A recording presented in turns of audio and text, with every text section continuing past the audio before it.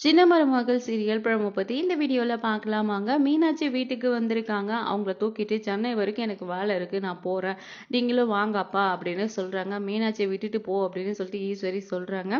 ஆனா விட்டுட்டெல்லாம் போக மாட்டேன். 2 நாள் தான் என் கூட இருக்க போறா. நான் அவ என் கூடயே தான் இருக்கணும். முழு நேரமும் நான் அவ கூட தான் இருக்க போறேன் அப்படின்னு சொல்றாங்க.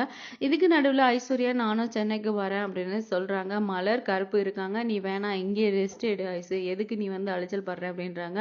இல்ல எப்ப பார்த்தாலும் என்ன வீட்லயே இருன்னு சொல்றீங்க. நான் உங்க கூட வந்தாவோ, நெருங்கி பழகுனாவோ போன்றீங்க. பாருங்க மாமா என்ன பண்றாரு இவருன்னு சொன்னதும், சரிடா ஐஸ்வர்யாவும் கூப்பிட்டுக்கோ அப்படின்னு சொல்லிடுறாங்க. ஈஸ்வரிக்கு ஒரே சந்தோஷம் ஐஸ்வர்யா போறான்ட்டு. ஆனா இவங்க நடுவுல 2 பேரும் நடுவுல பார்த்தீங்கன்னா மீனாட்சி இருக்காளே, அவளை எப்படியாச்சும் பிரிக்கணும் அப்படின்னு சொல்லிட்டு, மீனாட்சி சின்ன குழந்தை அவளெல்லாம் தூக்கிட்டு அவ்வளோ தூரம் போகாதீங்க. நாங்க எல்லாரும் பார்த்துக்கிறோம். நீங்க ஐஸ்வர்யா எல்லாம் போயிட்டு வாங்க. உங்களுக்கு நடுவுல எதுக்கு மீனாட்சி அப்படின்னு சொல்லிட்டு ஈஸ்வரி கேட்குறாங்க. ஆனா நம்ம சேது பார்த்தீங்கன்னா, எனக்கு ஈஸ்வரி தான் முக்கியம்.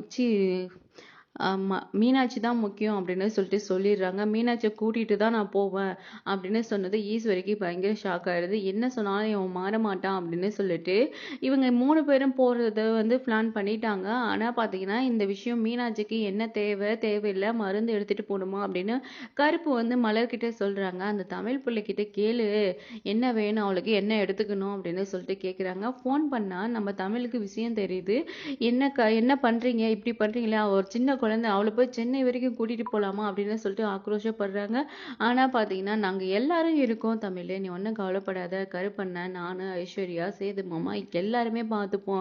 நீ ஒண்ணுமே கவலைப்பட தேவையில்ல. அது மட்டும் இல்லாம வண்டியில மெதுவா போவோம். ஏசி போட்டுட்டு. அவள பத்திரமா நான் பார்த்துக்கிறேன் அப்படின்னு சொன்னதும், தமிழ் மனசே கேட்கல. இப்படியெல்லாம் நடக்கக்கூடாது அப்படின்னு சொல்லிட்டு பார்த்தீங்கன்னா வருத்தப்படுறாங்க. அவ சின்ன குழந்தை. அவ்வளோ தூரம்லாம் தாங்க மாட்டா அப்படின்னு சொல்றாங்க.